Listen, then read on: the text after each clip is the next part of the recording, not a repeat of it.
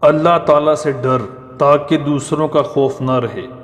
کامل فقیہ وہ ہے جو لوگوں کو اللہ تعالیٰ کی رحمت سے مایوس نہ کرے۔ صرف اللہ تعالیٰ ہی سے امیدیں اور آرزوئیں وابستہ رکھو۔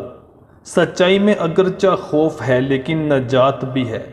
عادت پر غالب آنا کمال فضیلت ہے۔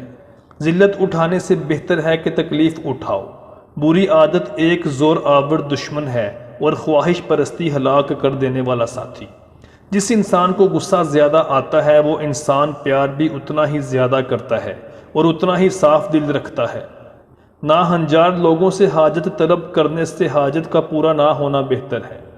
جو آدمی مر جاتا ہے تو اس کی نماز پڑھنے کی جگہ اور آسمان کی جگہ جہاں سے اس کے عمل چڑھا کرتے ہیں اس پر روتے ہیں۔ جو شخص اپنی قدر خود نہیں کرتا کوئی دوسرا شخص بھی اس کی قدر نہیں پہچانتا۔ خاموشی عالم کے لیے زیور اور جہالت کے لیے پردہ ہے۔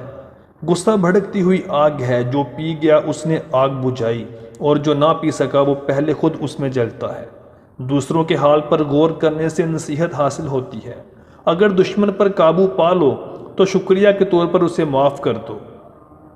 جو شخص اپنی باتوں میں شرم و حیا ساتھ رکھتا ہے وہ اپنے کاموں میں بھی اس سے دور نہیں ہوتا۔ کمینے کا سب سے بڑا احسان یہ ہے کہ وہ دکھ نہ دے۔ وہ راستہ پہلے ہی بنا دیتا ہے لیکن عطا صرف بہترین وقت پر کرتا ہے۔ علم مومن کا کھویا ہوا مال ہے، جہاں سے ملے لے لو۔ عقل مند ہمیشہ غم و فکر میں مبتلا رہتا ہے۔ زمانے کے پل پل کے اندر آفت پوشیدہ ہے۔ تم بڑوں کی عزت کرو، چھوٹے تمہاری عزت کریں گے۔ حضرت علی نے فرمایا، صبر کرنے والوں کا مقدمہ اللہ تعالیٰ خود لڑتا ہے۔ جو انسان یہ سمجھتا ہے کہ اللہ جو کرتا ہے وہ ہمارے لیے بہتر ہوتا ہے وہ کمال کا ایمان رکھتا ہے۔